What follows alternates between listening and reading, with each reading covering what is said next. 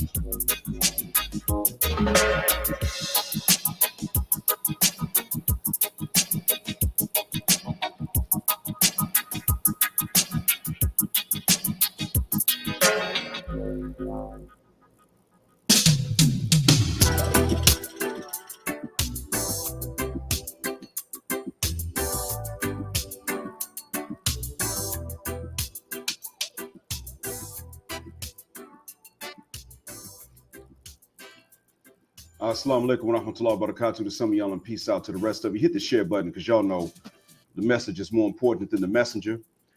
So I assume that the music was audible this time because I had a way to check the feedback on it.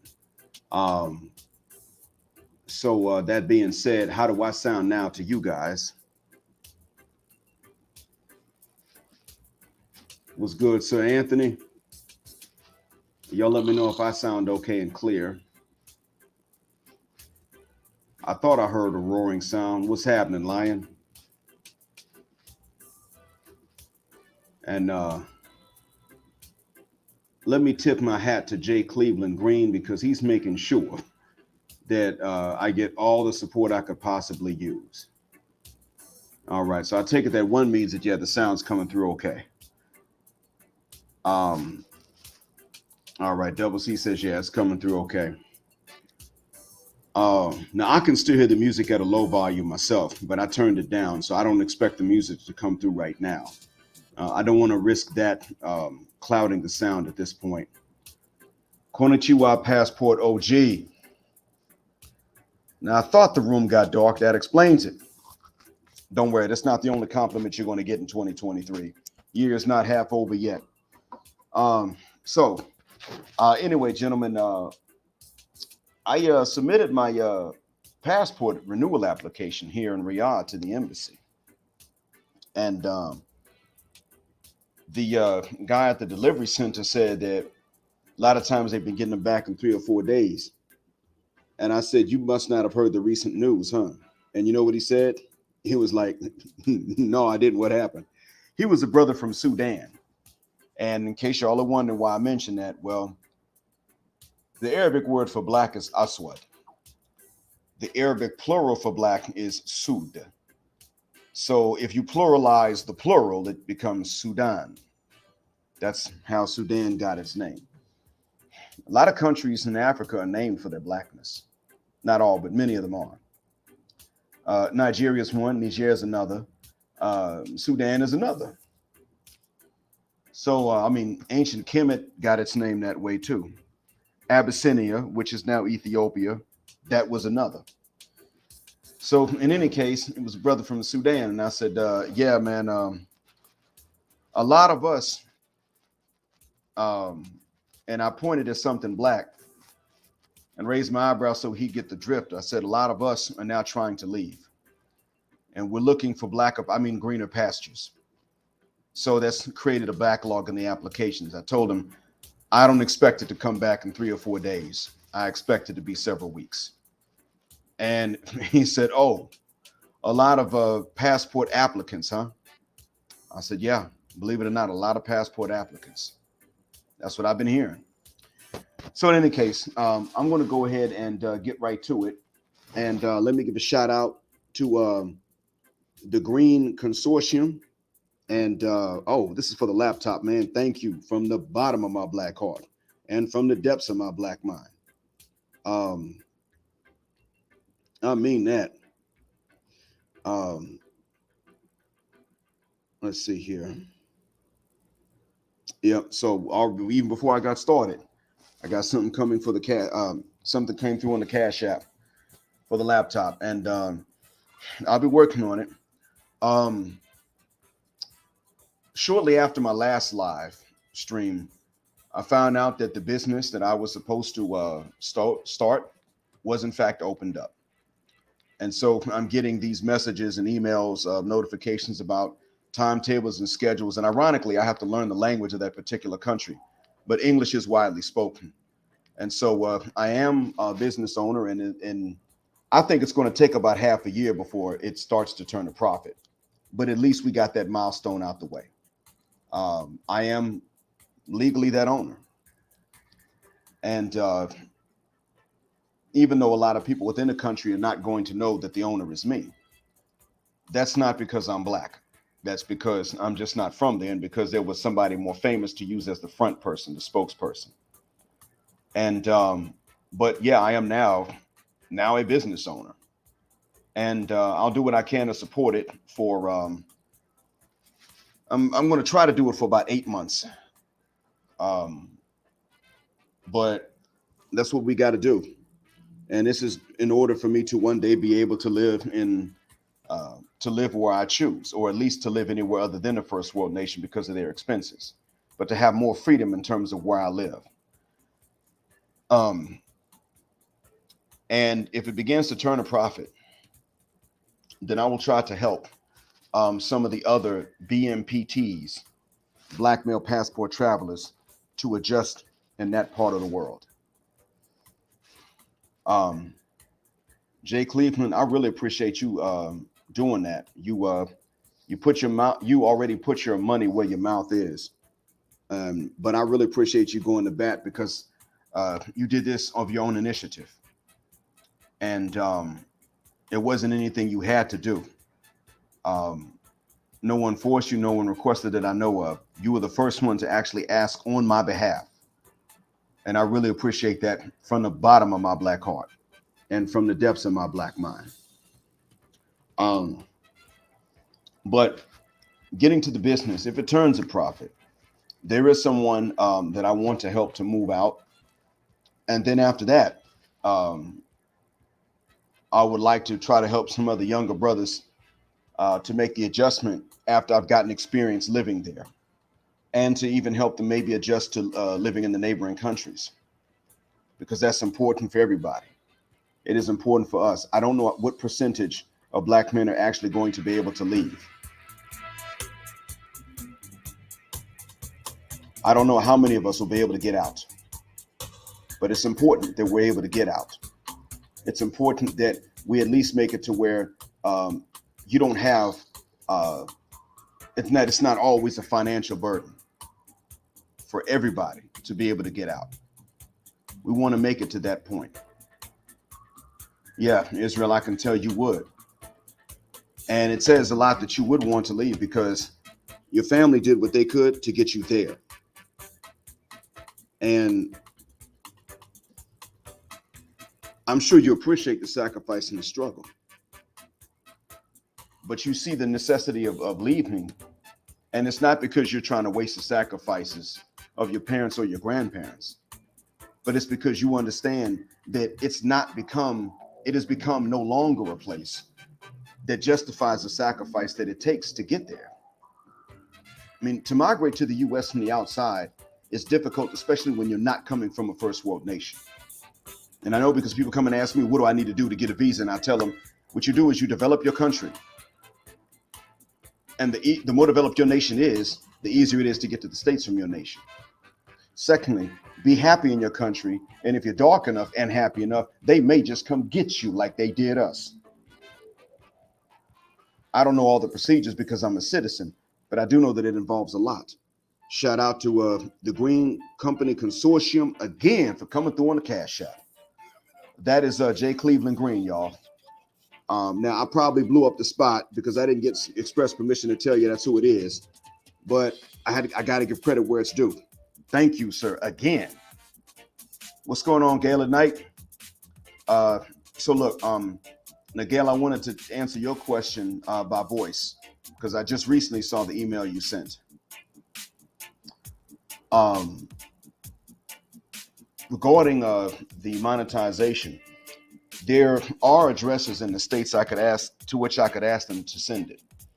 The problem is that if they send it to a US address, then they're going to assume that I live in the states, and then they're going to tax it like I'm in the states instead of like I'm out, and I'm not in the states. And that just wouldn't be fair to me. And I'm not trying to help strengthen the dollar anymore. Not anymore. Now, I mean, I'd like for the states to be livable for the length of time that our people live there. But I don't necessarily want to contribute to making it so comfortable that people decide, you know what, we're not going to leave. No.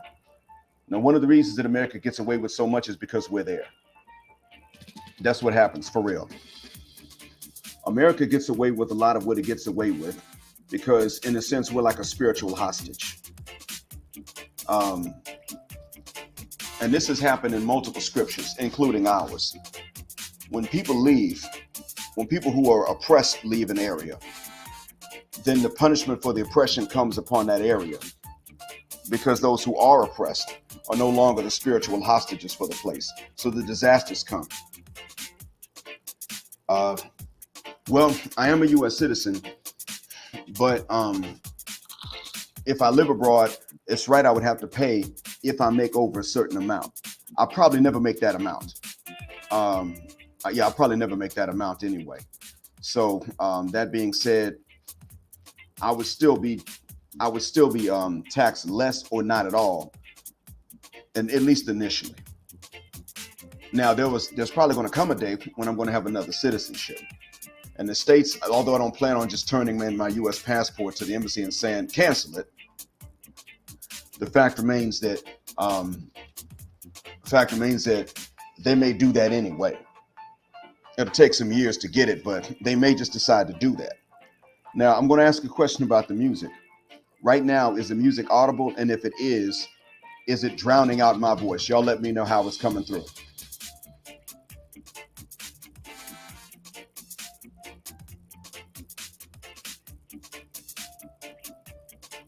Shouts out to Sir Anthony for coming through on it. Shouts out to Onzen for coming through on it. I mean it when I say thank you from the bottom of my black heart and from the depths of my black mind. Okay, cool. All right. So it's audible, but it's not drowning out. Okay, excellent. Now, so what you all have sent will go either towards go towards the business or towards a tablet or laptop for better equipment. I was able to get a better microphone, but it blocks the music from coming through, unfortunately. I think it does. So for that reason, I didn't use the new one just yet, but I'll experiment with it later on and see.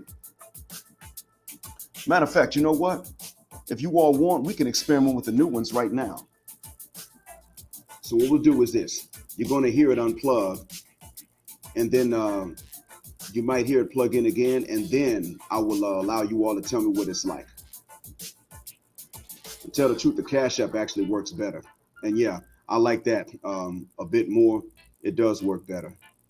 It absolutely does. And one day when they come up with something that works like Cash App but in other countries, then I'm going to utilize that. So give me a moment. We'll test this new microphone out.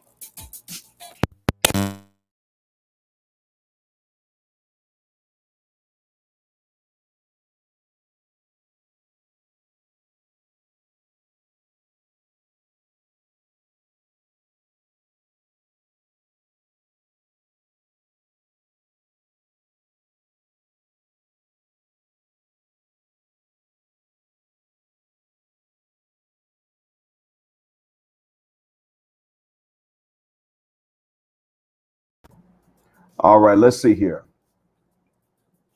Now I'm using a new one. You all tell me, does this sound better or worse than the last one? And let me know if the music is coming through.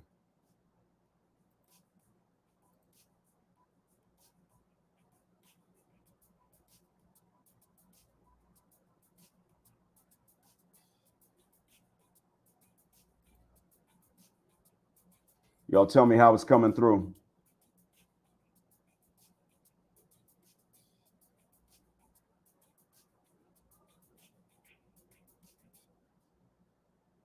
Okay, all right. So I got this.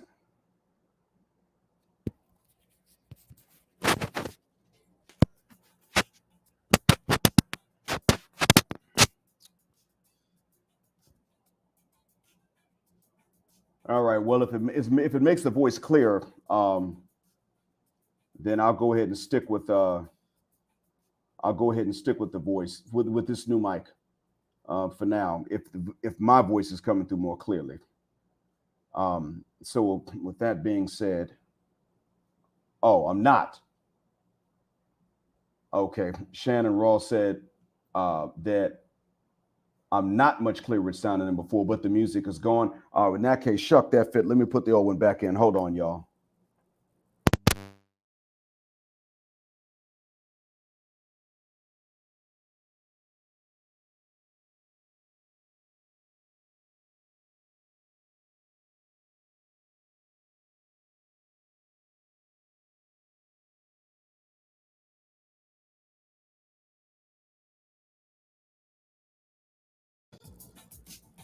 All right, let's see now if the music comes through. Yeah, I can see here. All right. Okay, so at least the music's coming through somewhat. And then I'm going to do one more sound check. I'm going to see if you all can hear a particular sound effect. I'm going to see if I can show appreciation this way.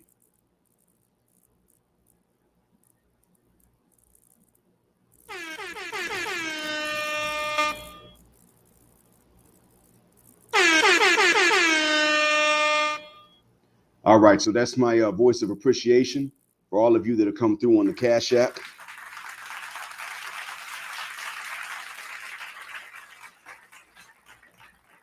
Y'all have helped the brother out. And I assume that one came through because I got a notice for it.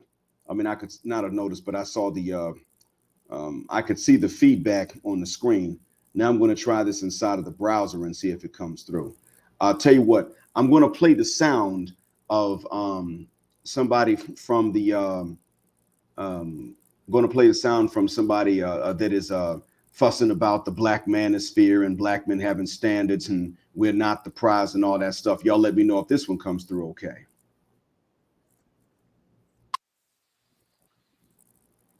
All right. Did y'all hear about a 3-second sound clip of somebody screaming about the black manosphere?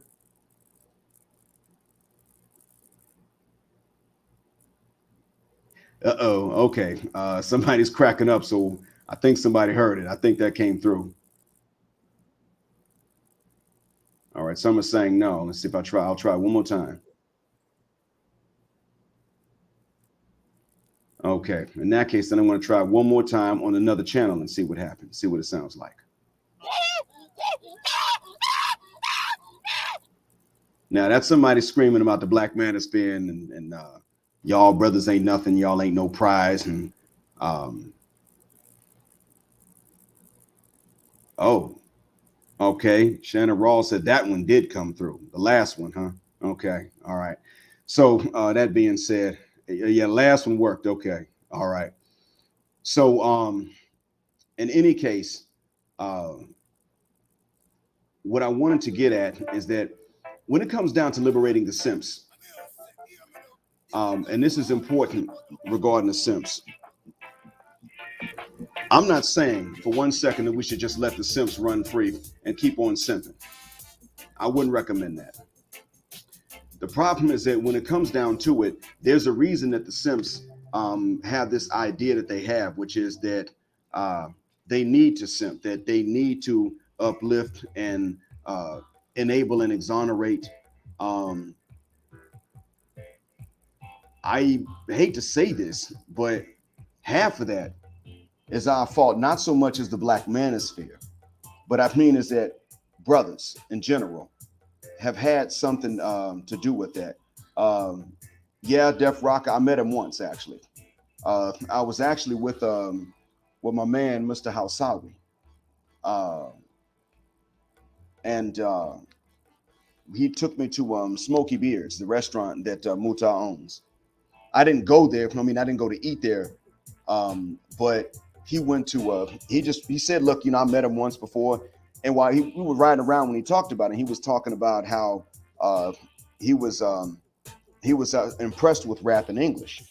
And then he pulled into this parking lot and we got out, walked to a restaurant. I didn't see the sign for it. And then he shook somebody's hand and I said, that man looks, oh, that's Muta, that's Napoleon. And I met him and I said, congratulations on the new restaurant. I knew about the coffee place, but I didn't know about this. Now I'm gonna tell you this, Smoky Beards must be the real deal because when I walked in, y'all, I got kinfolk used to live in Texas, used to visit them when I was coming up. And I'm talking like Middle and West Texas. Bruh, that was, that's real Texas barbecue I could smell there. No joke.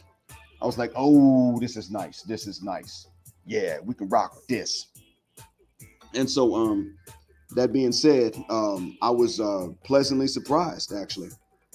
And I said, it smells like the real deal. We'll come back and eat here one day.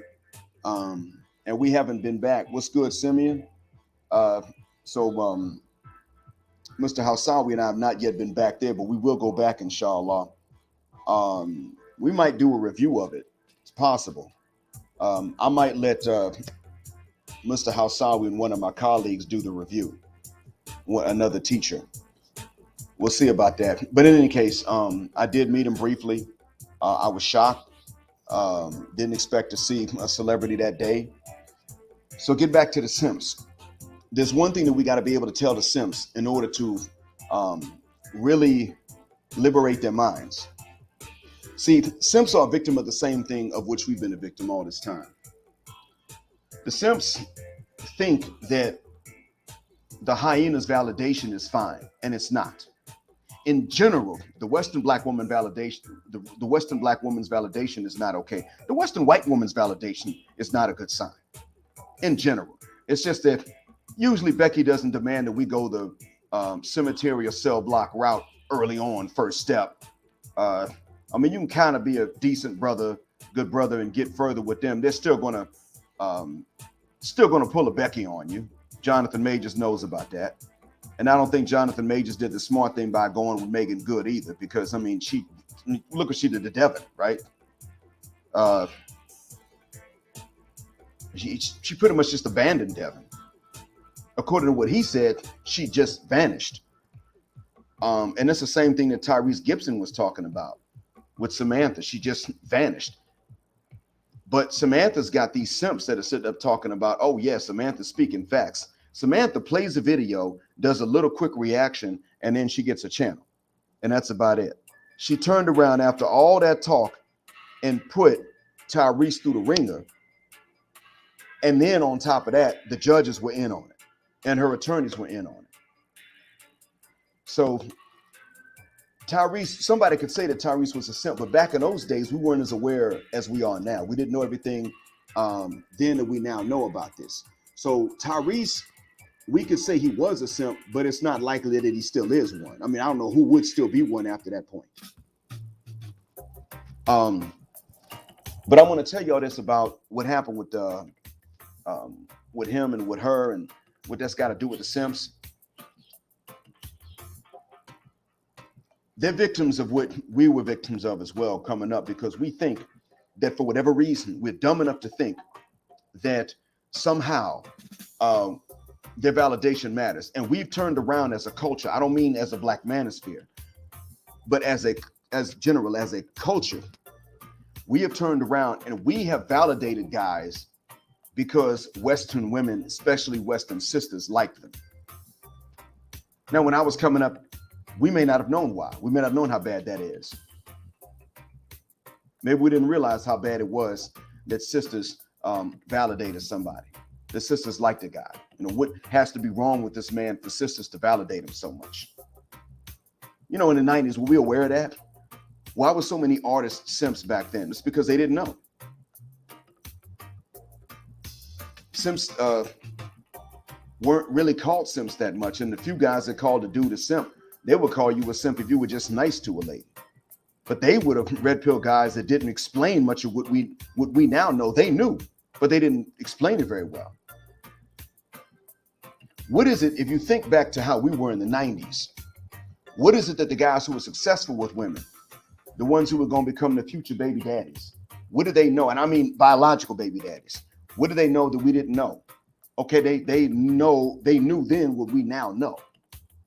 But what is the one thing that they never said to us that didn't know? The 4 words that they never told us that could have liberated our minds much earlier are the same 4 words we can say to these simps that will liberate their minds even if it's late.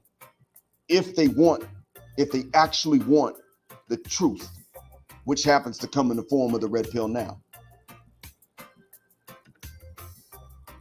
It's not your fault. That is one of the most difficult things for black folks to say to each other. And yet and still, that's what we need to say. That's what needed to be told to us, and that's what needs to be told to them.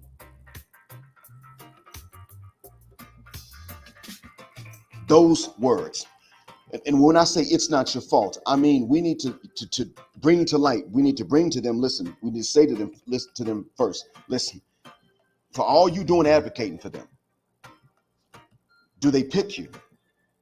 If they don't pick you, do they genuinely respect you? And how can you tell? Do they try to hook a friend up with you? And I mean a nice looking friend with good character.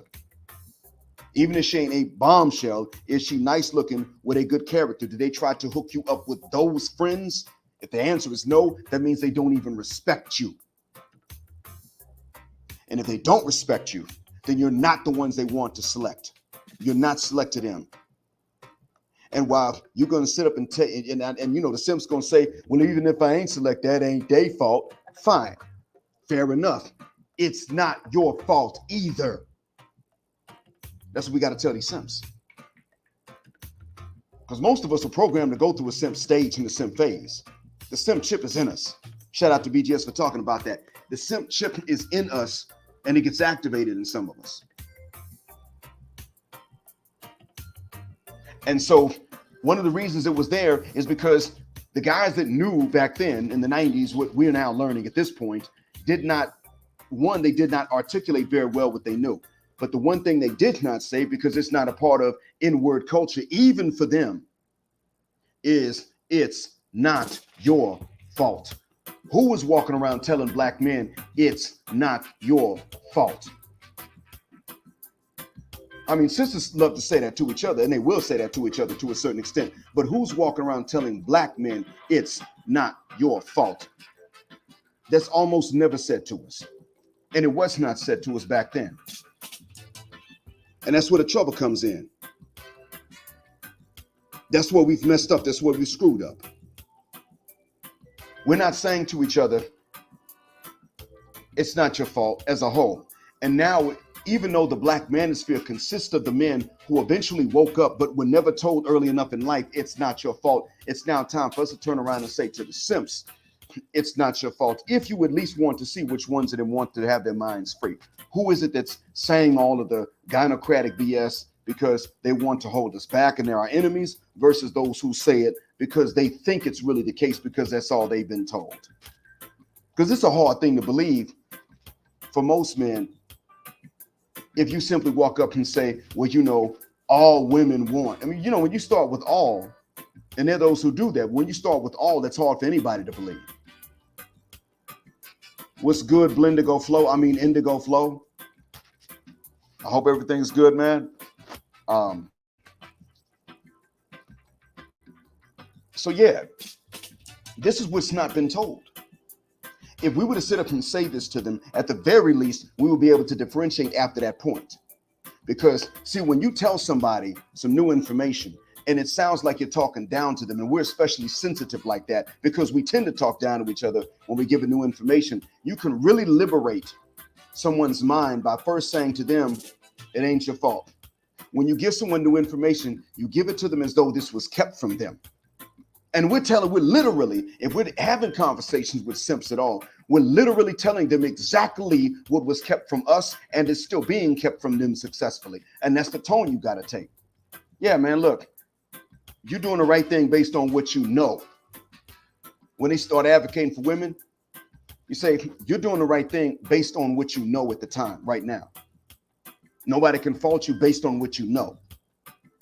I'm doing this because of something that was kept away from you. I found out about it. So I got to act on what I know. They're going to ask you what it is. And that's when you say, man, look, all of the ones that are not in on this conspiracy, all of the ones that were not in on the lie itself, were in on the silence.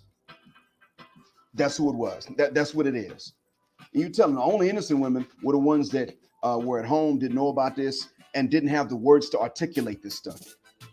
But right now, man, I'm going to tell you straight up, bro, all of them understand something. You advocating for them, and they're looking at you like, why?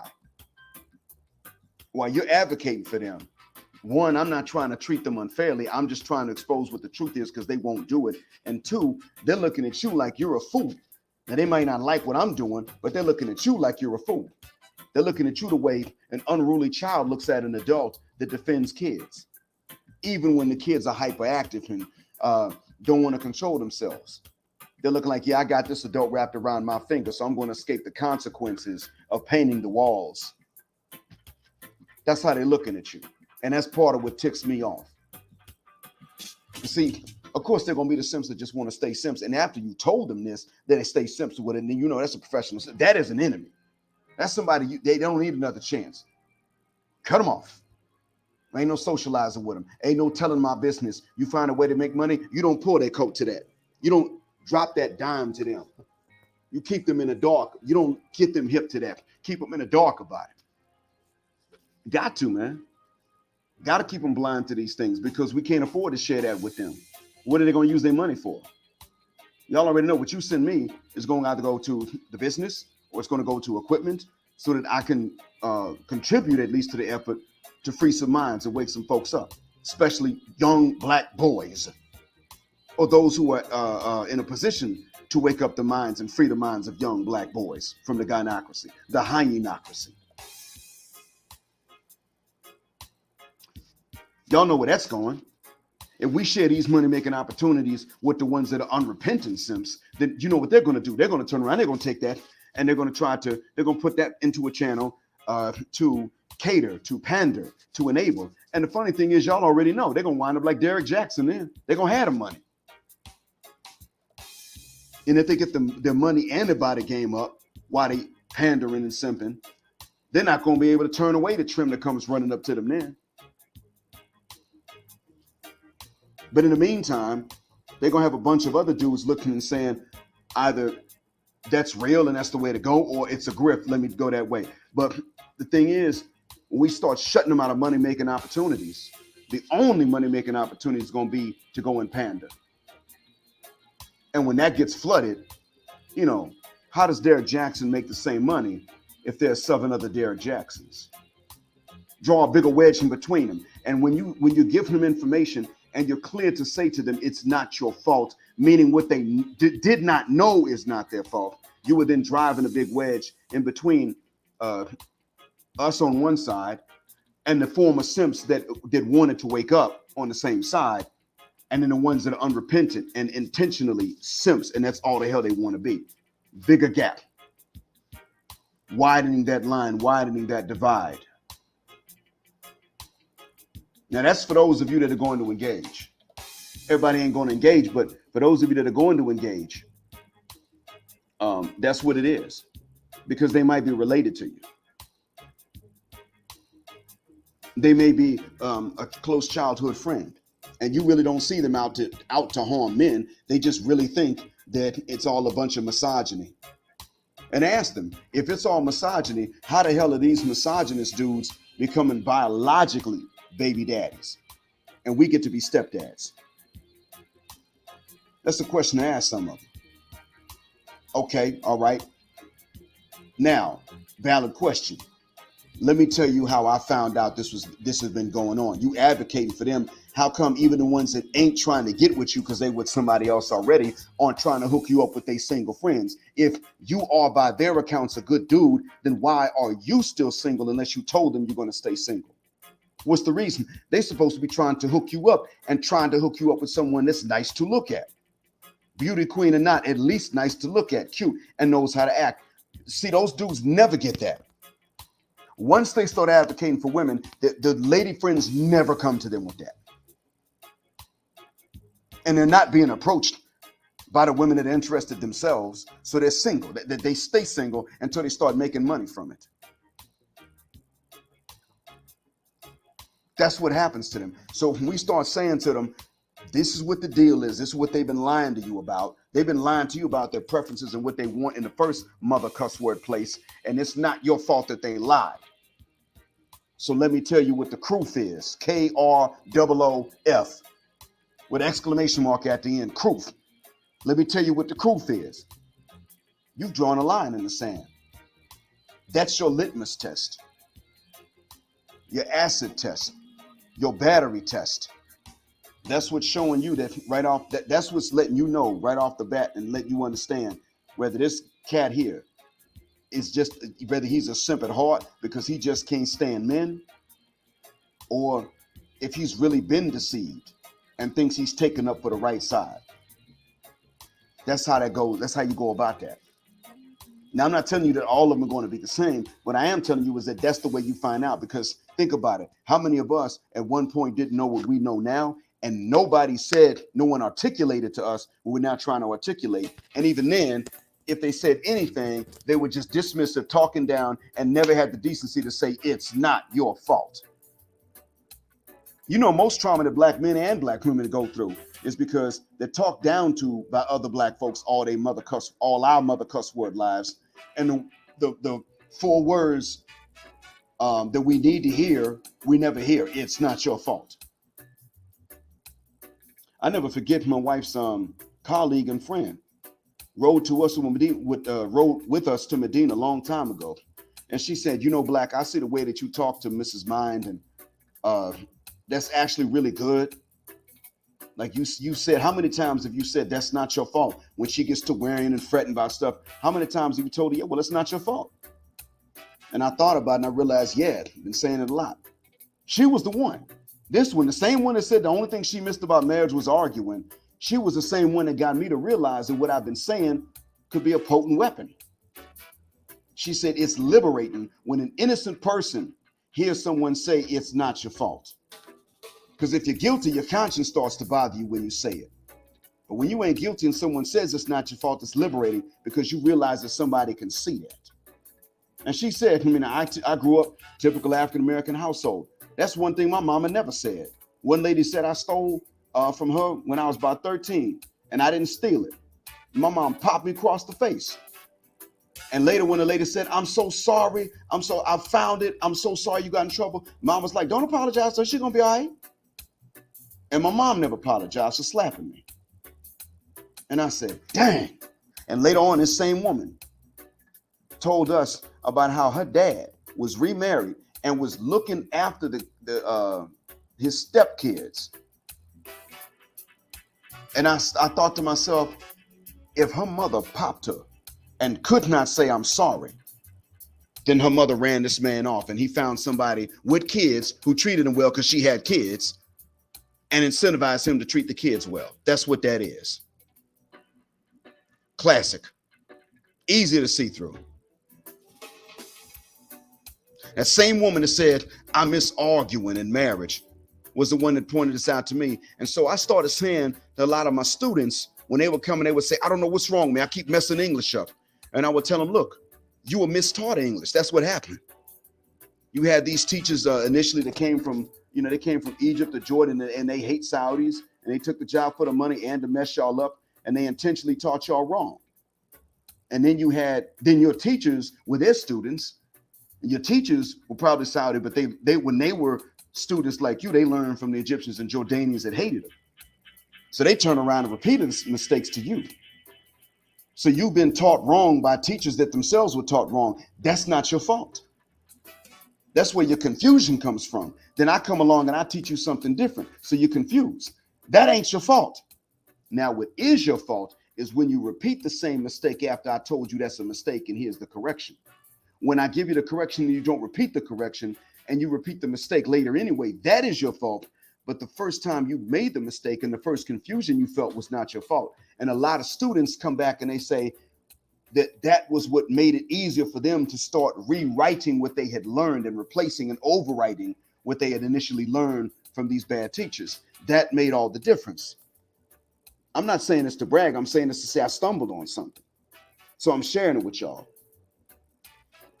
That's why I'm saying what I'm saying. And to answer your question, Def Rocker, what I've heard from Olivia Alexa has generally been pretty helpful. But I don't really know if she's very trustworthy or not. I'm not truly sure. I generally believe in women more when they're either pointing the fingers at the women or when they don't necessarily show who they are. Because if they're cute and they show themselves, you don't know if they're trying to get money based on the looks. You don't know if they're trying to get an audience based on their looks or not. Now, Crimson Cure shows herself, but she shows herself with a hijab on. And so I don't think she's trying to get, draw in looks per se with her looks. Danica Marie, she absolutely, even though Danica Marie doesn't seem to be against men and she'll point the finger at women, she wants to get attention through her looks, but she's a married woman and that's not okay. Now, Shay Sade shows herself, but she doesn't show herself all dolled up. So I don't think that she's trying to get, per se, attention through the looks. I doubt it. So I don't really know what to make of Olivia Alexa. I'm not sure. Because I don't know how many guys find her to be their type. I mean, to me, she's cute like a little kid is. She's not my type. So I don't know how many other guys find her to be that type. So I don't know. I'm not really sure what to make of her. I think she needs to go on harder. And I think that what she actually needs to do is start telling men to start leaving. Then I'll know. I mean, if a Western woman wants to cash in, she needs to tell men, drop these Western ladies. That's what she needs to do. I don't blame her for wanting to make something for her effort and putting the effort she puts into the videos. But as long as men send more money to the women in the space than they do to the men, then the motives of the women are questionable. Oh, as long as Crimson did this for a long time without raking in a lot of money. So I have reason to trust her and less reason to distrust her. Shay Sade is married and she doesn't, as far as I know, she doesn't ask for much. I don't know how much she's been sent. On one hand, she asked for help to replace her laptop, which is fair to ask, except that she's married. Whereas in my case, even though I'm married, I'm the guy. And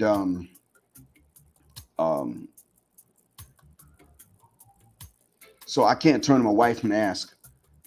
And I understand that it's not something anybody in here is required to send. But so, I mean, I go by as much as I can see with Shay Sade. But Olivia Lex is still a mystery to me, even though she's been online and making videos longer. I haven't really watched her in depth, to be honest. Now Indigo Flow, that's a good starting point. That's good to start with.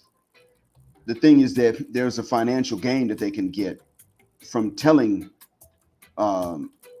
men or black men to do what's in our best interest, even if they don't ask for much money. There's a financial gain, and therefore that can cloud the sincerity. Now, for me, one reason I don't show my face is partially to make sure that I maintain sincerity. Because see, if you become famous or notorious, famous or infamous, that attention can cloud one's motives. And so I tend to stay away from that. There are some people that have seen me before. Two guys in the golden sphere have seen me. And they never publicized or betrayed my my identity or my privacy. So some have. I was willing to cam up for Dennis Sperling backstage, but I wasn't going to cam up on his panel in front of everybody because I still got kids that are in the U.S. My parents are still there. My brother's there. And my brother and I resemble enough to where somebody might guess we're brothers. And I'm not trying to mess up his hustle, knock his flow. Not trying to do that. So in any case, there's a lot I just don't know about Olivia Lexa. But if you know, feel free to put it into the chat. So yeah, I wanted to say that about this. I wanted to state this about these simps. This is one of the things we got to tell them. One of the most powerful things to say to a simp is that it's not your fault. Let them know what it is. Find a way to summarize the point. And again, this is for the ones that with whom you find it worth to have a conversation at all, maybe because it's a son or a brother or a cousin, somebody that's really been nice to you and has really not shown that they're just against men. You'll know who's worth it to at least try this with. But what I want to say is that what I wanted to say is that when you find these guys, go ahead and find a way to summarize the points, but be sure to tell them this in a way that lets them know that you know this was kept from them, and let them know the information in a way that lets them know that you know it ain't their fault and that you're not blaming them for what they don't know, because this is a major deception. That's important to understand. That's important for the simps to understand. It's important for the simps to understand that when we tell them this, and I mean the ones that have really been deceived, because at some point they all have been. At some point we all have been. These young, the ones that are now in their teens, are the first generation to learn at a young age. And even they were deceived at one point when they were small boys. Even they were. That's the difference. Even they were not immune to it. They just managed to be young enough at a time when the information started to make rounds on social media. But um, we have to let these simps know, the ones that we find it worth to engage, the ones with whom we find it worth to have a conversation. We got to let them know, look, man, we're not telling you this to talk down on you, because this was kept from you. Your mom might have participated in keeping this from you, but your aunt, chances are she damn sure did. Your older sister, chances are she damn sure did. Older cousins, chances are they damn sure did. Your female classmates, teachers, damn sure did.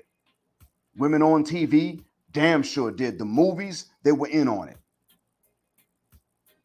And we ain't blaming you because you didn't know these things. They didn't tell you. They weren't going to. My own mom she tried her best to tell me the information that we now know, but there wasn't the vocabulary. She couldn't fully articulate it. And that's why I don't have to sit up and say bad things about my own mom. But a lot of you got to sit up and say, man, you know what? Mom's messed up. Mom's didn't tell me the truth. A lot of you got to say that. A lot of you got to say, mom knew about this and she ain't say nothing intentionally.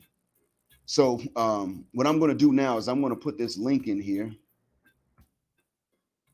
I will give I'm not going to remain up much longer, but I'm going to allow some of you to come on and join and contribute what you know or what you've experienced about this. And again, shouts out to everybody to hit the Cash App. I haven't said any new names only because nothing has chimed in. But to those that did send them in, again, shouts out. Sir Anthony, Onzen, Jay Green, and on the last one, Rakim, Red Falls, Onzen again, Hunter, Passport OG, and Expansion Wiring, as well as Jaws. Shouts out to them. Now, so far, nobody's backstage yet, but I put the link to this in the I put the link to it now in the comments and on the banner.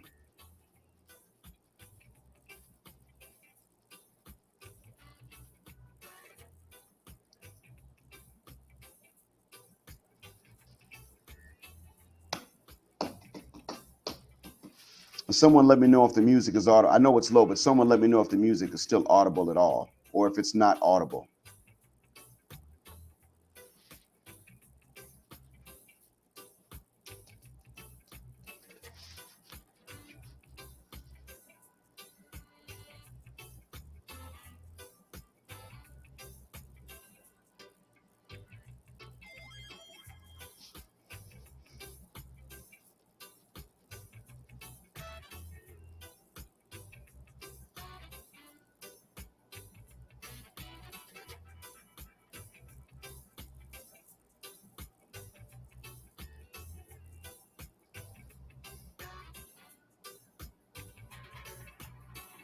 Cool. Excellent. All right. That's good news.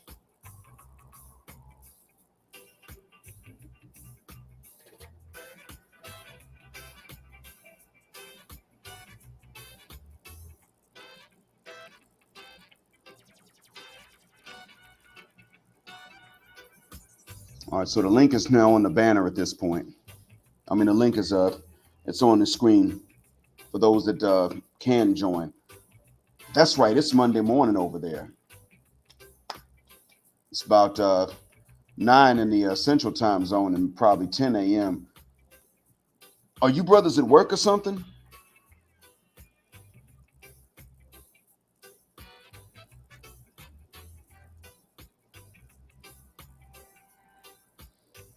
All right. Hold on. I want to take this one out because I want you all to see what Shook to You said. Said I had to give mom some credit. She taught me, I think that means about her side of the family's history, from Louisiana to the Black Panther movement and people that had to change their names for various reasons, etc. That actually sounds about right. Honestly, yeah, that sounds about right. Um, I mean, I know about that Gulf Coast because I'm from the same coastline, and spent quite a bit of my childhood vacationing in in Louisiana, in New Orleans specifically, and I picked up early on how them Louisiana brothers, especially the New Orleans cats, didn't take any mess. I mean, Deacons of Defense was in Louisiana, so uh, y'all brothers got a history of fighting. I mean, I remember being in Morehouse and the guy from Chicago told me, "Oh yeah, man, them cats down there in Louisiana was fighting the white man back before it was even popular." I cracked up laughing when he said it. I thought, yeah, he got a point. Honestly, I mean, they just kind of scared of you, Louisiana brothers. All right, what's going on, Mr. Mills? How's everything going? I'm doing well. Please forgive me. I had joined late, but I know you was asking for people to join, and from what I gather, you was asking for people to chime in on younger males understanding simping. Is that correct? Yeah, well, most on younger males understanding it, but even older guys really. I didn't specify age so much, but I was talking about the importance of telling these simps that it's not their fault that they didn't know what it is that we know. Okay, I understand. So I wanted to chime in on that, and this really does apply to all males. And this is something that we really have to perceive is that we have to learn to perceive things with our eyes first, or as I sometimes refer to it as our third eye, because people don't oftentimes tell us the truth.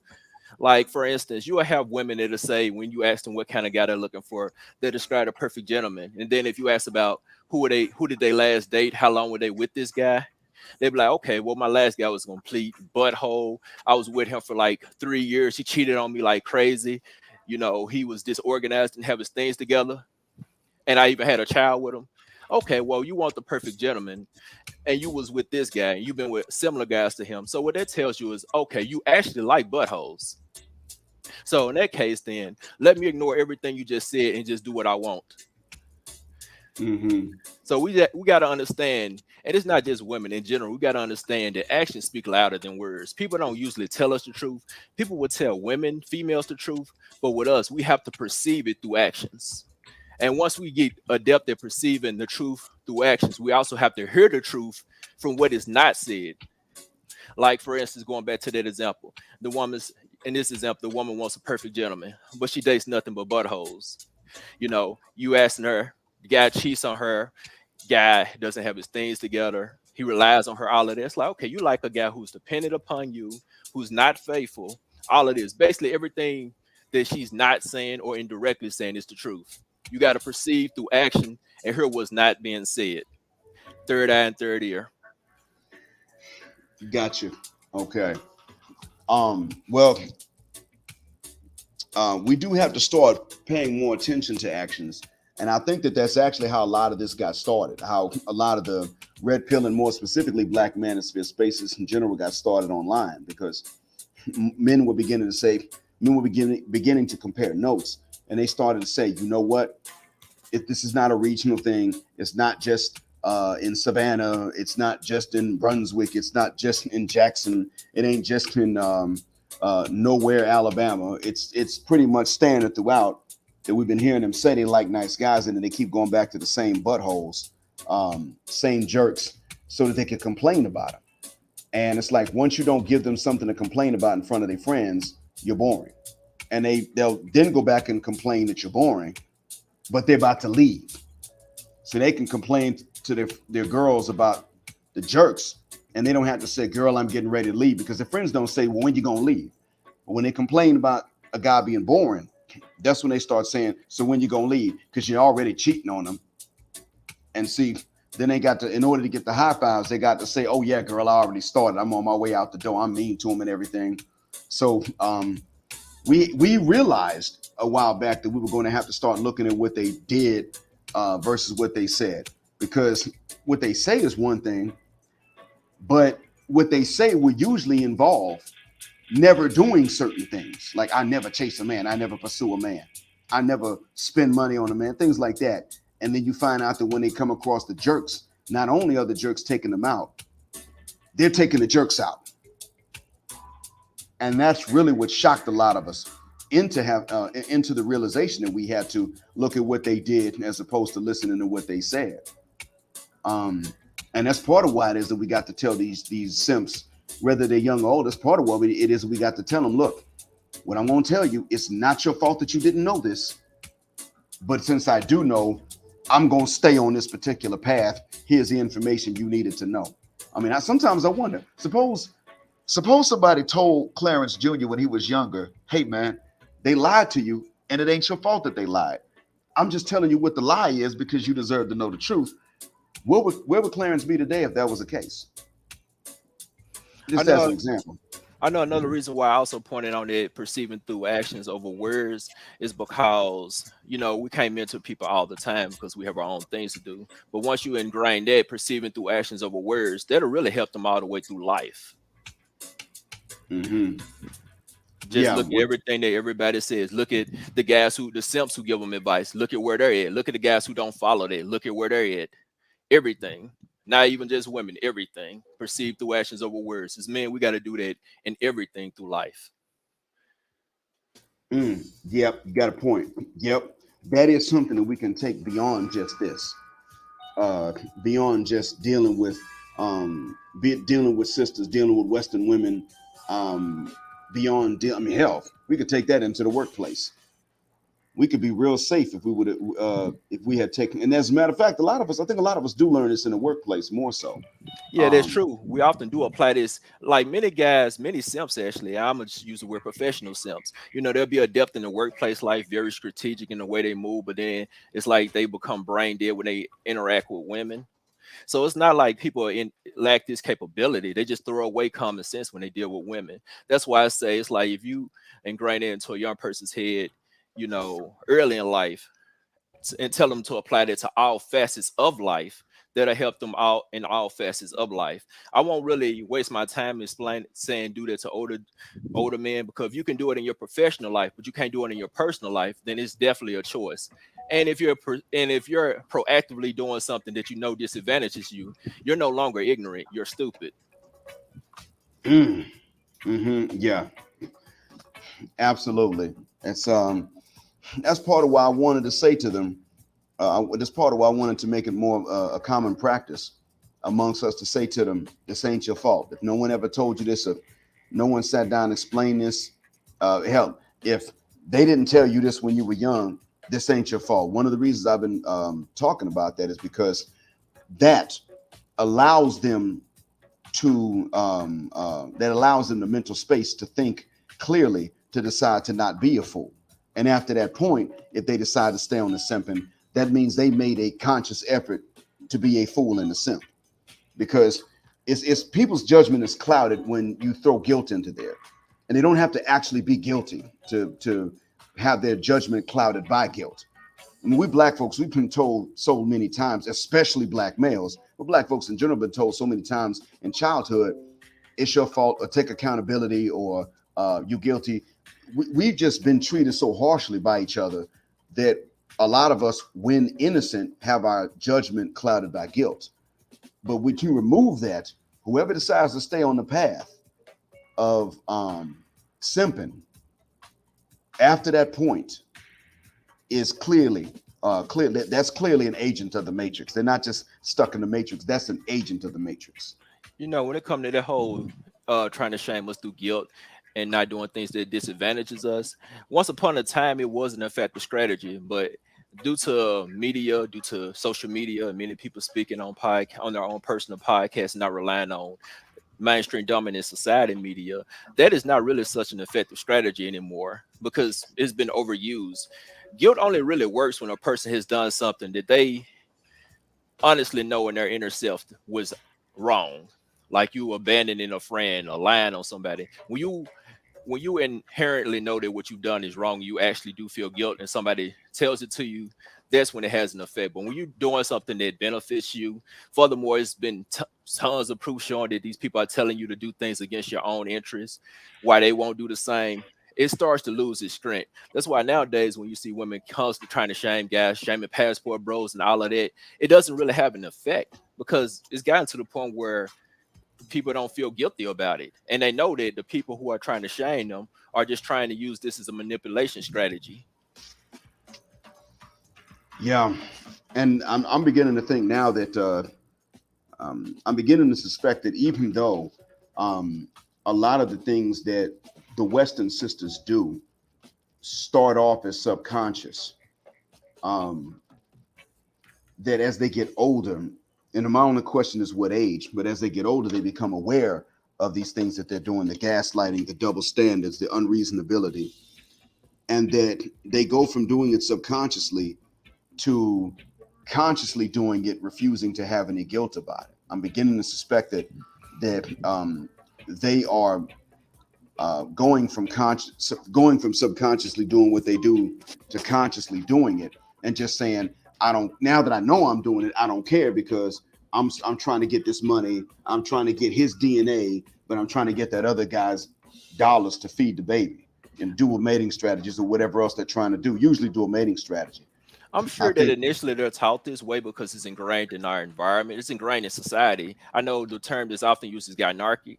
Gynarchy, basically, feminine imperative women are taught to do what's in their interest. So as little girls, when they're naive, I'm sure that they just do this because this is what society teaches us. Like society teaches us as black people, particularly black males, that we are inherently inferior. But as we become older, as we become wiser and smarter, if you continue to have that same mindset, despite knowing how you're treated.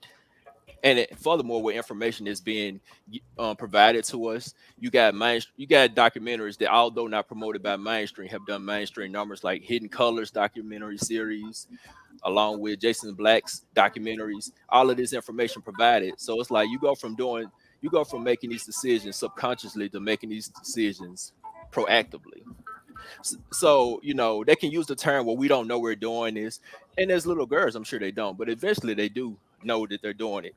But ultimately, what males have to understand is it doesn't really matter if they're naive. It doesn't really matter if they don't know. What matters is, does it affect you in an adverse manner? That's the only thing that matters. Actions speak louder than words once again. So even if they're naive, if they're still doing something that hurts you, then you deal with them like you would an enemy.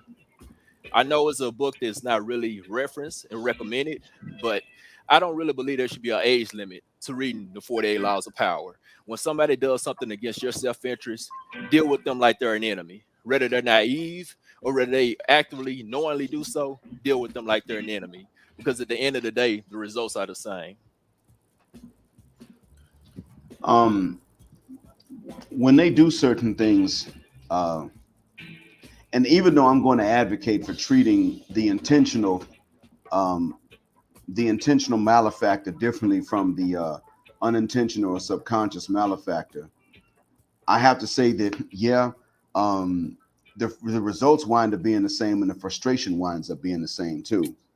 Um, but in this case, when we're talking about um, the Western sister, with whom we've had to share a lot of our population centers, there is one thing that does justify going in on them when they're naive or doing it subconsciously, and that is this: when you unknowingly or even accidentally act in a way that's not in their best interest, they treat it, even if you're just looking out for a friend's interest, they act like you are an enemy for very simple things. I.e., you could simply be telling your friend, "Hey, man, look, um, I think I saw her at the movie theater just a few days ago with another dude. So I don't recommend going up to this chick and approaching her right now. Just even if she's looking at you, I don't recommend going up and approaching her because it wasn't long ago she was with somebody else. And then later, she finds out that you told this dude that she treats you like an enemy if she was really interested in a friend of yours that she was looking at, just as an example. I mean, just things like looking out for your partner and not letting somebody take his money or take him for a ride, things like that. Hell, just us talking about um, awakening simps as to why they should not simp. That is something that for which they're going to treat us like enemies, even if we weren't doing it to be mean to them. And you'd be shocked because you start talking about this sort of thing, and lady friends that knew you that you never thought were hostile towards men, they come out the woodwork and take you as an enemy. And that's why it is that when it comes to the Western sister, even I say, yeah, do what you said. Normally I would say, well, treat the unintentional like it's an accident. But when it comes down to Western sisters, oh no, since they don't need a reason to treat us as enemies except that we don't let them take advantage, go ahead and treat them like they did it, and they did it intentionally. I generally tend to say that. So Mr. Chaos Rain, how's it going, sir? And thanks for joining us. What's good, man? Good morning, Black Mind. How you doing? How you doing, man? I missed a good portion of the stream, but I have to say at the fall that the simping thing has to really get real control out here, as time progresses. Because in this environment, the dual mating strategy only goes so far in the last couple of decades, but it will not serve them moving forward. You get me? They could be selective all they want, but if they decide to say, all right, I'm going to get the genetic part, they get the money from somebody after, that is only going to apply depending on the mindset and the development of that black man. And most black men nowadays, because a lot of them are very cautious now, and they watch the after effects, because social media is a good tool. A lot of them are not going to really just go in it willy, unless they're very desperate and they have no control of certain urges. You get me? But the ones that do have that capability, they nothing's going to really sucker them in anything. Especially, if a chick does have a kid, let's say she has a kid, most likely you had to be very cautious. Say, yeah, you're probably going to be X out, most likely, because depending on your age, if you're not with that dude for whatever reason and you're just moving on, chances are you're going to probably move on with me very highly in this, Western Hemisphere, the first one nation. Because think about it, 5 years. If people get married in 5 years is the average, and I think it's less than that now. That's not no actual marriage. After you're not getting nothing in under 10 years. And usually you just starting to really know somebody and you're going for real stuff after 10 years. And some of these relationships, especially if it does go to marriage, is not even surviving the 10-year part. So if you're not even putting that as a woman, depending on where your age is, then it's better off you just be honest with yourself and this, screw and keep pushing. Be useful, especially with the body counts. And I know most people, some dudes say they don't care about body count because whether they get access or not, you had to keep that in mind because pair bonding is essential. And if you're a woman that's not even having real constructive relationships, sincerely, that's a little bit longer, you're going to raise your body count bouncing around. I think I know one chick. I don't want to tell myself. One chick particularly, she had like, a lot of bodies. It was bad, huh? It is really bad. At times, facilitate an actual relationship. I said, nah. And I previously mentioned the ask, but I said, nothing's wrong asking because you're a man, you're probably looking for some form of serious. Or, even better, you're looking for some woman that, that can be dependable, reliable, and trusted. You get me? And if you're a woman and you're going bouncing around like that, that tells you have no trust. You're going to have issues mentally because you're taking too many essence of a man. Well, a lot of people say, well, I'm using protection. No, it doesn't matter. You're taking the essence of a man, baby. I don't give a crap what you say. Your body's not designed to absorb everything. And it's one thing, black man, a lot of women, if you ask her, a lot of them will fight you that. They're going to try to go for some crap. Some say that doesn't true, doesn't matter. I said, oh, really? All right. Do this science, baby. If you take the essence of man, like in a cup, in large gallons, will you be fine or will something happen to you? It said, well, something happened. I said, well, you know what happened? You go in a coma. Oh.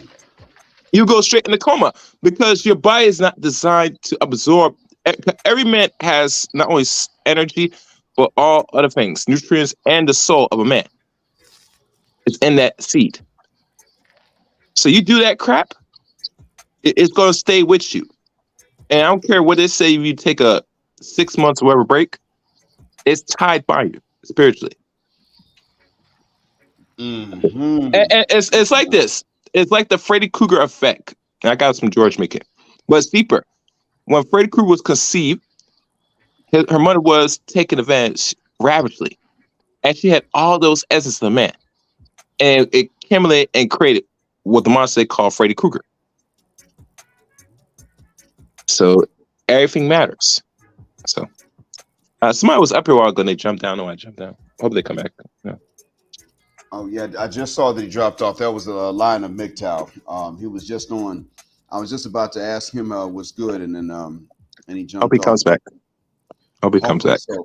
Hopefully so. Yeah, but I'm hoping not losing you just by giving that scenario, because we have to really be crucial here that, even now with the social media part, and they talk about, they'll just go out, day out. I said, well, they're going to do it regardless anyway. Because think about it, no man's asking if they're really in a relationship with these women that if they conceive, is it really a child? And we know fraternity has actually been increasing since integration. We think about it. Because now, one time we didn't have DNA testing, but it is now been around now for over 40 years. And a lot of us don't use it because we feel that it's gonna bring a fracture into the so-called relationship. Well, if it's gonna bring fracture, it was never whole from the start. Yeah, it more so just means it would expose the fracture that's already there. Already there. Yeah. I'll tell you another thing. I asked this one chick, she's like in her late 20s. I said, if a man asks if a DNA test, we down, be cool. And she looked at me weird, say, if we do that, say, I feel so bad. At the point, say I might just not want to deal with him. I said, oh, good. You can't be trusted. Not anyone wants to say in her that, but that's the mind that comes to my mind. Say, yeah, you can't be trusted. If you're gonna, separate or end the so-called tie relationship because a man wants to make sure it's his kid, it tells me you, in your back of your mind, have always been messing around. And it goes back again, the pair bonding. If you're not in these relationships and you have more than, let's say, a few bodies in your repertoire as a woman, then yes, it's gonna be a problem when a man asks that. Look at all the so-called TV shows that do the DNA testing, right? How they're now no longer there. And the reason why they're no longer there, because they've been around for decades, is because men now, let's be honest, are come to the realization that some of these kids they have are not theirs. So what they're going to do now, and some men are going to have some, they're going to grow some pair. They're going to demand an answer to the DNA, or they're going in their face, or they're going to go behind back and find out. Either or, you got to make sure it is your kid, because way how these laws are put in place, even now in some parts in the States, you might hear about this Black Mind. I said, now they say you're going to be paying during conception in one state. So it tells me they don't really care at this point. They say, yo, listen, if it's you and her and you could see, you start paying immediately. So the state's not going to even protect you regardless. So you got to do your own due diligence to protect yourself at all costs now. You're going to have to be very more wise now. If you're going to be out here and you think you're going to have kids, you got to make sure now. Don't spend no money on anything that's not yours. The technology is here now. There's no excuse that we don't use it. I don't care if she gonna end the relationship or not. If she ended, she was not someone that you want to stay around anyway, because she'll be the one that will do something to you in the long run. Matter of fact, I go in further. If you marry her, I guarantee it's not gonna last over 10, 15, or 20 years. That's if the kid is yours. Because if it's yours, yeah. If it's yours, and she's already buckled down on that tells you it's already gonna end very soon. So you better do your part immediately. Find out now, and prepare for the worst. Now the guy's back. What's going on, line of MGTOW? Lion, you're not muted on my end, but you may be muted on your end. What's going on, Lion? What's up? Can you hear me? Okay, you're a little bit clearer now. What's good, man? Nothing much. Yeah, just doing my morning route. But yeah, I agree with everything you're saying, and I'm gonna put you this way. in regards to these Simps and this dual mating strategies and all this other shit that they're pulling, I'm at the point where it's zero restraint, zero mercy when dealing with them. We've had this discussion for like 55 years. I mean, they don't want to be with us. They keep telling us that they don't need us, and I figure, hey, listen, they want to be. Hold on. Lion, can you bring the microphone a bit closer to your neck? Hold on. Wait, hold on. Salam alaikum, Alan Stranger. You good, man? I'm good. Walaikum salam wa rahmatullah. Hope you and your family are doing well. And thanks a million for asking. Yeah, so far so good. Alhamdulillah, we're all right. Wife just told me that she's trying to figure out when is the next time we both have a time off work at the same time, so that either she comes out, she comes to Riyadh, or I go back to the city in which she's working. Fortunately, everybody's doing okay. My son is he's trying his best to save up so that he can leave one day. He wants to perform Hijra and get up out the West. I said, all right, Simba. I would do what I can to help. May Allah grant him tawfiq, I mean. Amen. All right, Lion, we're ready. Hold on. Yeah, can you try again, Lion, and see if you sound clearer?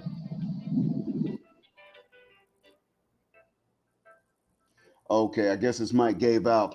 But he'll be back up in a bit. He probably went into a low reception area. All right, so Alan, we're all ready, sir. Please go ahead and give us one of the khutbahs, please. We're waiting, and we're gonna pass around a collection plate, inshallah. Assalamu alaikum. Shout out to the panel in chat. I wanted to say that, like, I think one of the things that red pilled me, aside from the information, was just the outcomes, right? And I don't think you really see that when you're in high school or even undergrad. We actually went to the same undergrad, bro. I'm Morehouse, man. All right. Yeah. It's a Rolling Stone. Yeah, man. But that being said, I don't think you really see it because, like, a lot of the time you're just kind of caught up in the moment and you're experiencing the rejection or the ostracization in real time. I don't think you really get a full understanding of how that actually plays out until you hit about like 28 or 30. And I think I feel like that's when you start to realize that, like, oh, they looked good then. Do they look good now? Nah, they weren't good women. They were drinking and smoking and doing all sorts of things with their bodies. And it shows. They look 42 at 31. You know what I mean? Or you'll see them with 3 kids, right? Or you'll see the dudes who used to be cool, not really making anything of themselves. So it's kind of a waiting game. And it's unfortunate that it works that way because it shouldn't. In reality, a hardworking, good brother should be able to get married to a woman of character and be able to start a family at least by 21. But those aren't the times we live in. But I say all of that to say, like, my father told me as much. And it's not that I didn't listen. It's just that I carried on and took his advice, but I didn't believe it. You know what I mean? It didn't give me solace in the moment because I was going through it. But I say all of that to say, like, I think one of the things that I have learned as a result of this is, like, I put my identity as a Muslim first and then my identity as a Black man second. And then after that, I don't have any attachments. Like, the idea of a community doesn't even seem like a real thing for me anymore. And a lot of that has to do with just, like, the information that we've got over the years of the treachery and everything else. It's one thing to see it on paper. It's another thing to hear it from someone's mouth. It's an entirely different thing to see it with your own eyes. And that's why I think this space is very helpful, because these are the things that we should have been talking about in the barbershop. You know what I mean? Mm-hmm. With our kids on our laps and getting the table. Like, these are the things that we should have been talking about. And not to say that important conversations didn't come up in the barbershop, But I feel like because of a lot of the precariousness of married relationships in the West that are governed by the government, you know what I mean? One false move and you're basically homeless. But I think this space gives us the room to talk about those things. And I say that to say, like, when I say like we have proof with our own eyes for eons on end, I was just looking at a post where like some of the black luminaries that we consider to be like part of Black History Month. When we're talking about like Maya Angelou, we're talking about Nina Simone and all these other different people.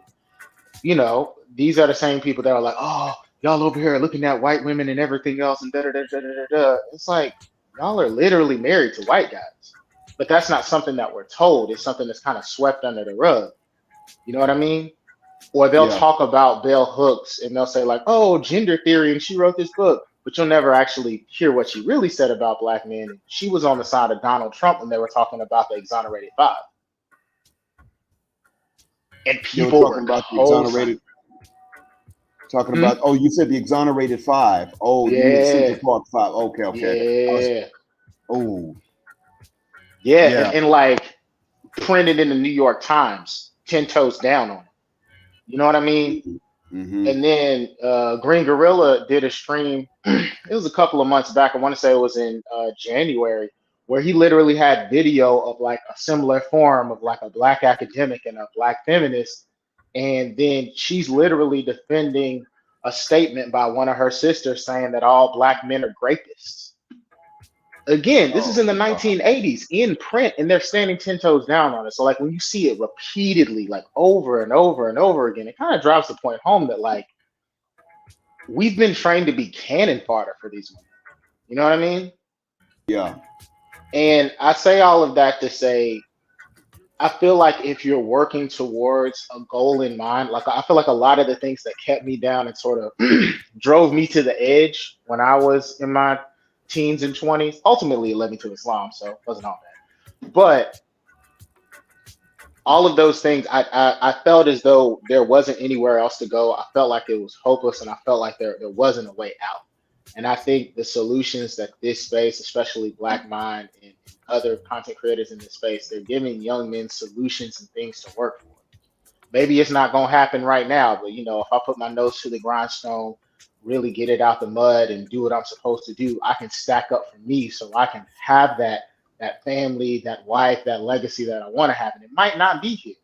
Like just like your son said, I might have to take Hydra. I might have to travel to different parts of the earth and seek Allah's bounty elsewhere.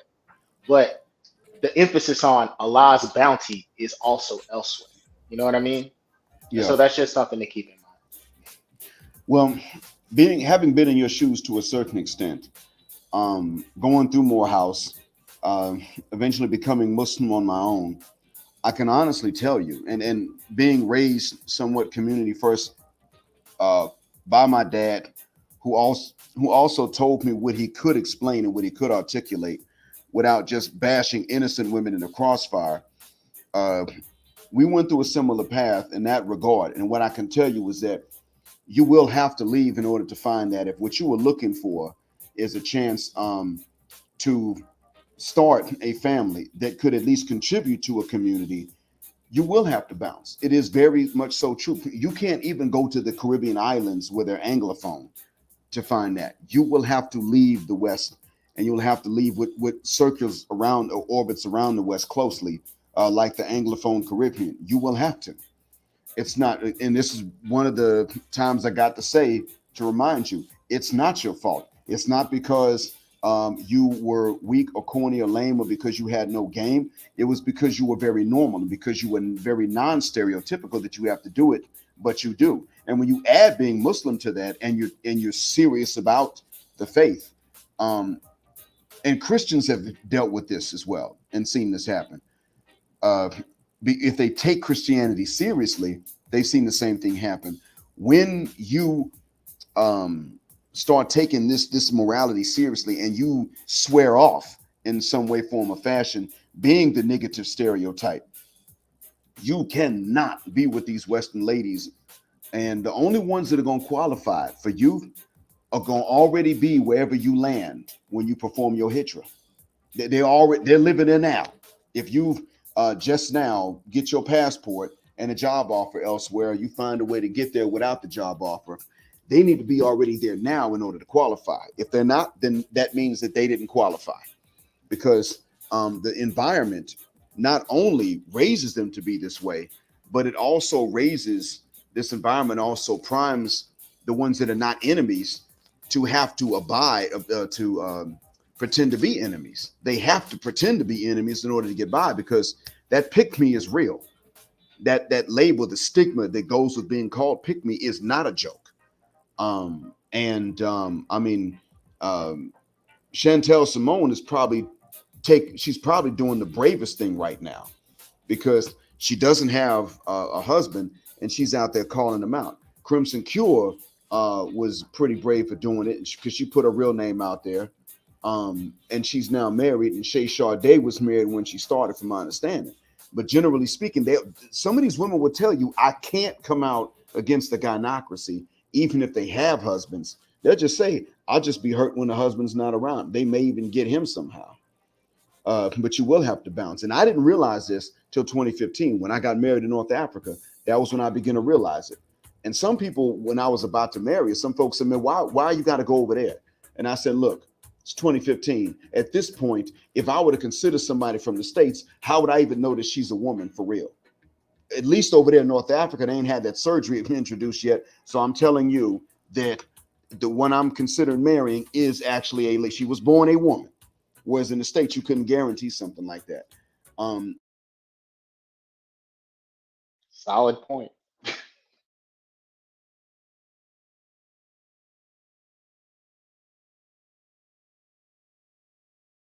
Spoiled, and then yeah. So I didn't even expect the spoiling that I was getting, but it's no joke, man.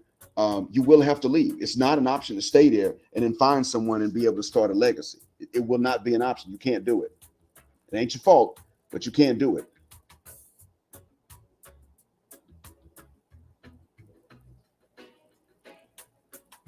Is my Yeah, voice still coming?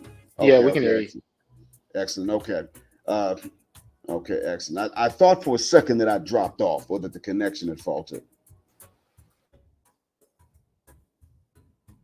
I think it might have for like a little bit. It was like a 5 second dip though.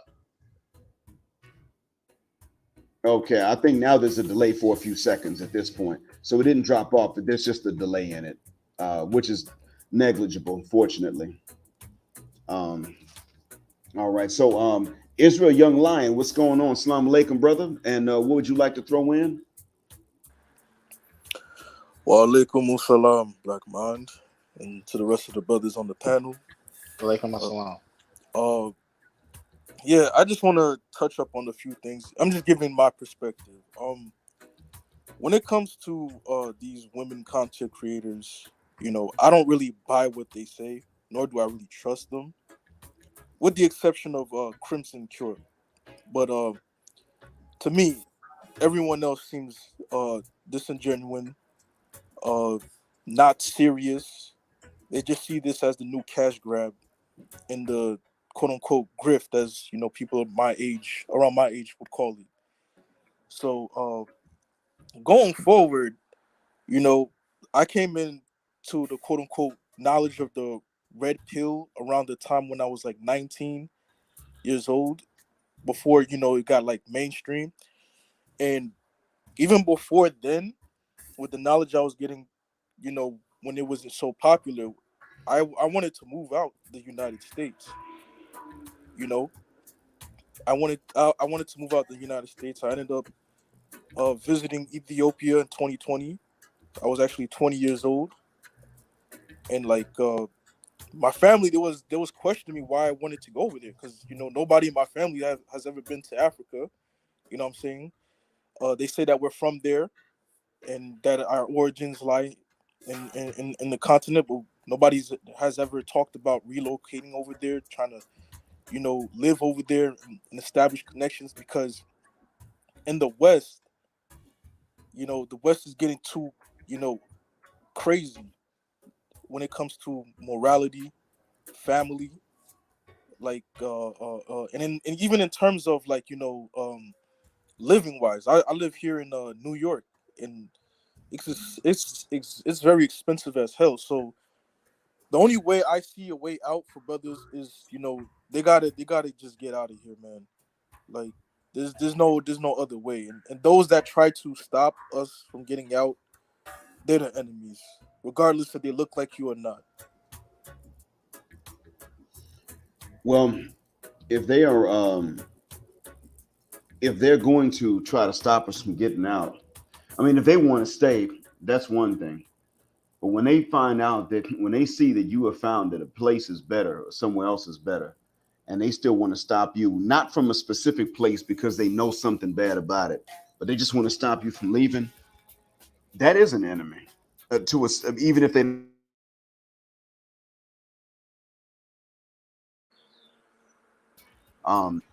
you can debate about where to go.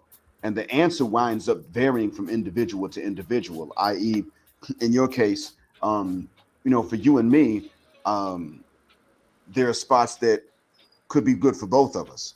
And then there's some spots that will be good for you, but not for me, i.e., for instance, there's some French speaking countries that will be good for you, but not for me, because I'm pretty sure I can't learn French even after I've been made familiar with Spanish.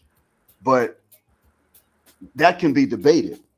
But staying on a plantation where not only you got to deal with an outside enemy, that's the reason you're there in the first place, then you also got to deal with the very woman from whose womb you come, not necessarily your mom, but the type of lady, the same demographic as your mom, is also holding you back.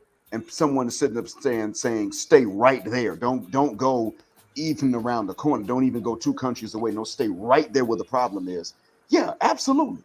If that person does not mean to harm you, they're still harming Right. you. It's just oh, go ahead, man. Sorry to I'm cut you off. listening. Now it's just that, like, to me, going forward, because I'm starting to, like, pull out of these distractions. Whether it's like, I'm still gonna talk about it, but like the racial distractions, the gender war, I'm not really too, I don't really care what they have to say anymore. So when it comes to, like, focusing on my attention to relocate, uh there's certain things that brothers are gonna have to do. They're gonna have to, like, isolate themselves from their family. They're gonna have to, you know, like, basically go cold, because I had to do it a few times. Now, I'm not saying to, like, wild out on your family, but sometimes it may get to that point. But brothers got to get to where they need to get to in order to relocate.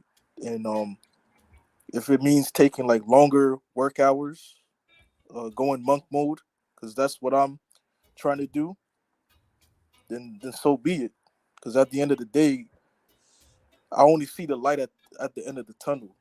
And unfortunately, for most people, America is no longer, that standard no more.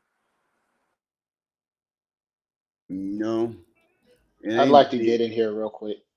Yes, sir. Another thing that I also think that we should consider is just like your sons.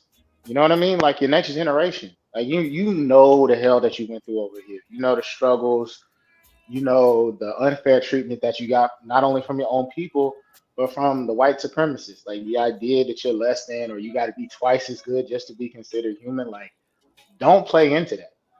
They don't deserve your seed. They don't deserve your productivity. They don't deserve your work. You know what I Right. mean? 100% agreed. 100% Right. agreed.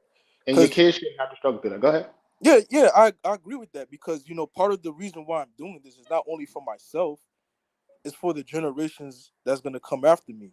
Now, let's say America's still around for, like, let's say another 20 years. I may not be around for that long, but let's say it does, hypothetically. You know, I would still use. I wouldn't live in America, but I would still milk America for what it is, and that's just a cash cow. I would tell my children, I have, a few properties over there. You know, they're after I'm gone, they're yours, so use it. But in terms of, like, building a family here, and marriage and all this nonsense, in the West. I don't agree with that. And these moves right here, they definitely impact the future generation, because that's why they're so mad. Because um this one show or anime per se that I like watching growing up is Naruto Shippuden, right? I don't know if you guys heard of it, but one of the main message is to protect the king. Now, most people would think the king is somebody that's like a political figure. The king is actually the future generation that comes after you. That's the king, because those are the ones that are gonna keep society going.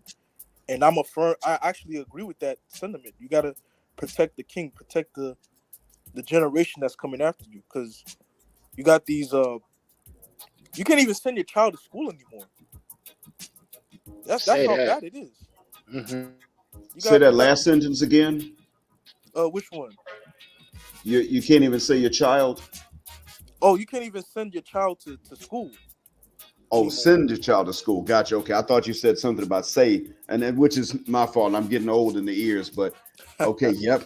And you know what? That's something that's been going on stateside, Canada, and the UK. My wife's niece is actually migrating to, I think it's Indonesia, because, and mind you, they're Somali, East African, but she's taking them to Indonesia because of what the UK is trying to do to the kids there, trying to teach them the rainbow stuff and telling them you don't have the option to opt out of that lesson anymore. No, you got to sit there. You got to send them to school that day. Um, that's the day they got to be in school and get that lesson. And so she's like, yeah, okay, I can still legally move and migrate somewhere else. So she's doing that. She's repatriation. It's not about gender with her. Well, actually, it's literally about gender. I mean, it's not about a gender war with her, but it's the same thing. These blocks of nations are pretty much saying, look, okay, today, put this thing on your head, put this mask on, this makeup, put this dress on. We all 9AY today. That's what they're doing in a nutshell. And some school districts in the states are going to do the same thing, I'm pretty sure. But yeah, you're right. You can't send them. Yeah, because these Western countries, man, they're on their way out. And when it comes to me, I'm someone that really tries to focus on the Most High despite my shortcomings. And even when it comes to having a job, right? Mm-hmm. You can't even have a job in the West anymore, because let's say, like, for us that are Muslims, f- we can't find jobs that are not gonna allow us to pray, 5 times a day. Well, at least in my case, I don't know about other brothers, but at least in my case, they always want you, you know, constantly on that hamster wheel, nonstop until your time is done.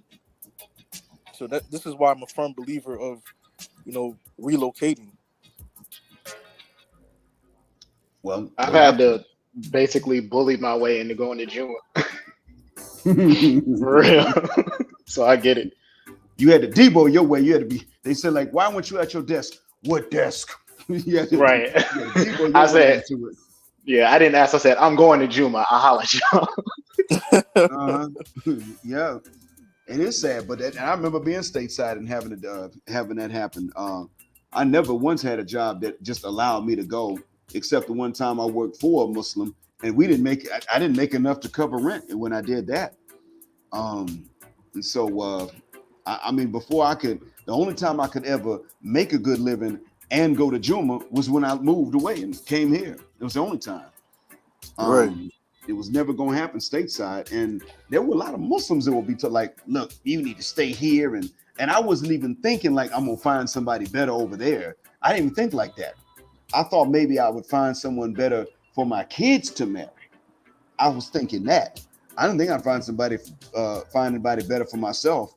Um, but yeah, it was there were pet cats in Juma.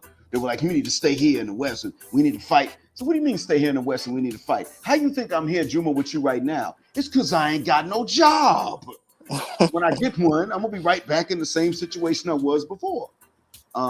So I either take care of the family or I pray, but I don't do both. I mean, I don't mean pray at all, but I mean pray Juma, just to pray the Friday prayers. Like which one you want me to do? I can either be here on Friday prayers and I got to beg y'all for extra money, and I'm not doing that because y'all ain't got it, or I can take care of my family and even still ain't gonna be rich, but then I can't make it to the Friday prayer unless I sneak off. And I'm not the only one that had to deal with that. It was full of people like that. That's what it was like. I mean, some guys went into teaching because they would say, at least I'll get holidays and summers off. And then they got called into summer school. So yeah, it is a situation where you got to bounce out. You got to leave. Yeah, and it depends on where you are in the states. Like, it's definitely harder in the South and the Midwest. But if you're like places where it's a lot of Muslims, like Philly or DC, usually you can swing it. Mm-hmm. Yeah, it's true. In the South, I was working in the South, and it was no joke there. And as a matter of fact, while the agents were doing all of their spying and everything in the North for a while, they started moving into the South right after I moved into the Midwest for about just a year and a few months. And they started moving into the South and it's like they were going to the masjid, but who are they gonna find? The ones that's retired or somebody that's a business owner? But those cats were too comfortable. They weren't going. They weren't anything to watch. And so I realized that was really going to be a waste of their efforts in that time, and it seems like it was. But hand them a pamphlet. You gonna take notes, bro? Like, right, exactly. so yeah. But and the thing is that we do have to bounce out, and for a lot of us, though, realistically, right now, a lot of us aren't going to. A lot of our race will not be leaving anytime soon. Now, for our faith group, there's more of an incentive to leave, but a lot of our race and gender will not be out soon. And so, in the meantime, until more of us are out, we'll have to do what we can to at least remove the pool of simps that's there, leaving those who are serious about it, but to lessen the numbers that they've used, or the lessen the numbers that they've enjoyed due to just sheer ignorance. Now, dude gonna simp if he's got his mind made up. I'm gonna simp no matter what because mama. Then that's different. But at the very least, we could strip it down to that. We could strip their simp pool down to only those guys, by awakening the ones that really were just deceived and kept in the dark. That's a necessity if we can pull it off. So that in the meantime, while we are stuck, the ones that are young boys right now have a better chance when they do come up, because the information will have an easier time reaching them with less obstructions and less people to lie in their ears and tell them stuff. Tell them the gynocratic gospel. Hopefully so. So anyway, gentlemen, I appreciate y'all coming on. Y'all really made it lively, and I want to thank again everybody that came through on the Cash App. I still got some proofreading to do, and I got to plan my lessons for tomorrow. But I thank you guys for coming on and helping out, and spread the word, inshallah. Before I bounce, any questions from you, gentlemen? Either of you? No, sir. Thank you so much for letting me up. Glad. I got one. Yes, sir. So, despite everything that we spoke about, right? It's pretty difficult to kind of, in my case, remain focused. I'm a young guy. Although I have these goals in mind to escape, what do you suggest I should do to remain focused? Or is there any tips you could give me? It can be a rough thing to remain focused, but I would suggest there's something else on which to focus, and that is to find as much information out about countries that are interesting to you on surface level. Find as much as you can out about them so that you can narrow down your points of interest to the ones that under the surface would remain just as interesting. Getting as much info about them as possible, like from people that that are from there, and resources that will put you in touch with people in these countries, i.e. Let's see, i.e., if you think that maybe I'm trying to think of a francophone country that some people like to that some people talk about going to.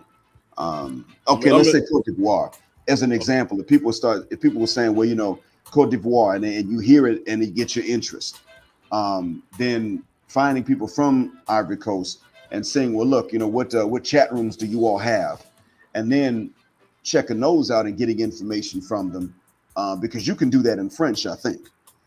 Whereas I couldn't pull that off, but using it, getting info on there to see if you really are still going to be interested once you get under the surface, once you start digging. Yeah. I have another tip. Oh, yes, go ahead. So this is for the other side of the game of staying focused. You should be on a workout regimen. You should find a weightlifting program and a cardio program. Basically, the best thing I can recommend is like off-season wrestling workouts. You will be too tired to do anything else. But you'll also be in the best physical condition you could possibly be. So you'll be taking care of yourself, making sure you're not getting any of the things that sneak up on us Black people, like high blood pressure, high cholesterol, and things like that. You know what I mean? But you'll also be setting yourself up so, like, because the West is sort of kind of doomed you to a little bit of a later start, you'll be able to stay around longer for your next generation. Yeah, brother. I appreciate that info. I actually, the way my new schedule is working now, I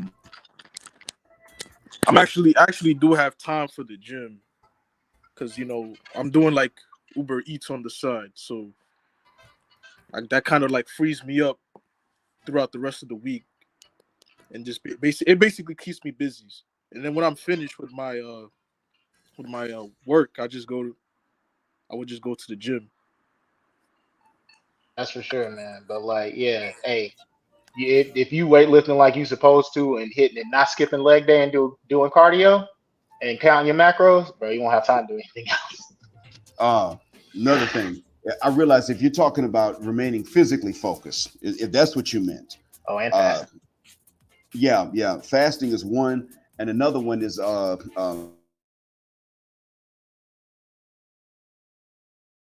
You cut out. swimming.